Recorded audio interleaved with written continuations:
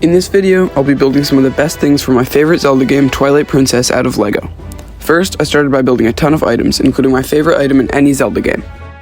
I started with this wooden statue using a stud, cone, and these two other pieces.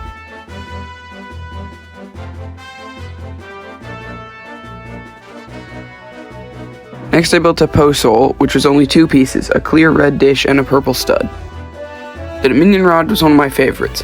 I used a lightsaber handle with some studs and 1x1 plates, along with a spike in this crystal for details.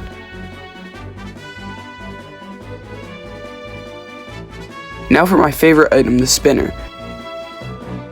For this I used a dish, jumper, and spike piece for the underside, and for the top I used a gear with Technic pins on both sides to attach it, give Link a place to stand, and for the blue details.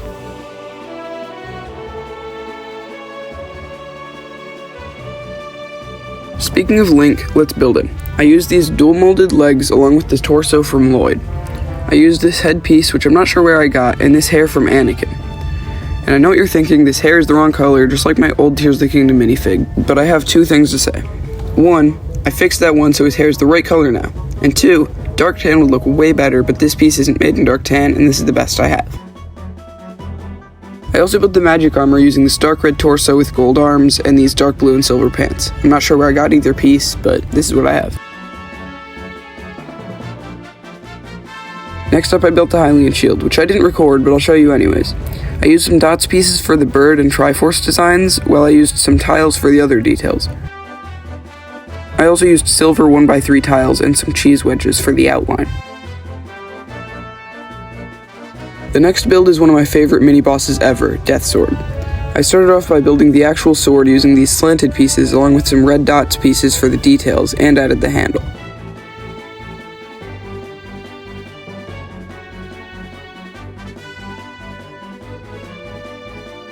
I then built the base with this octagon piece along with this lighter circle in the center. I attached it by putting the corner in vertically between these studs and used some sticky tack for stability. Next I added these chains, which kept falling off.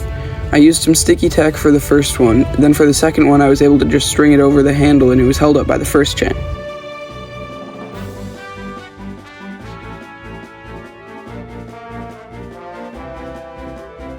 The final build in this video is the Mirror of Twilight, and it's the best one yet in my opinion. Before this build, if you've enjoyed the video so far, consider liking and subscribing because it really helps out the channel.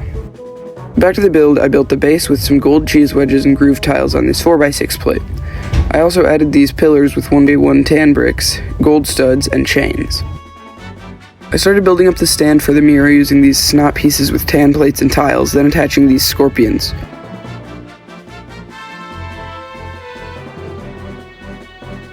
For the curved part, I used this arch piece with some cylinders and cheese wedges held together by Technic pins.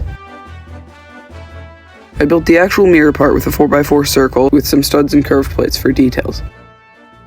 To finish it off, I used this stud with a hole in it and this other stud with a stick sticking out of it. That's it for this video, so thanks for watching. Now go watch me build the final battle from Tears of the Kingdom over here.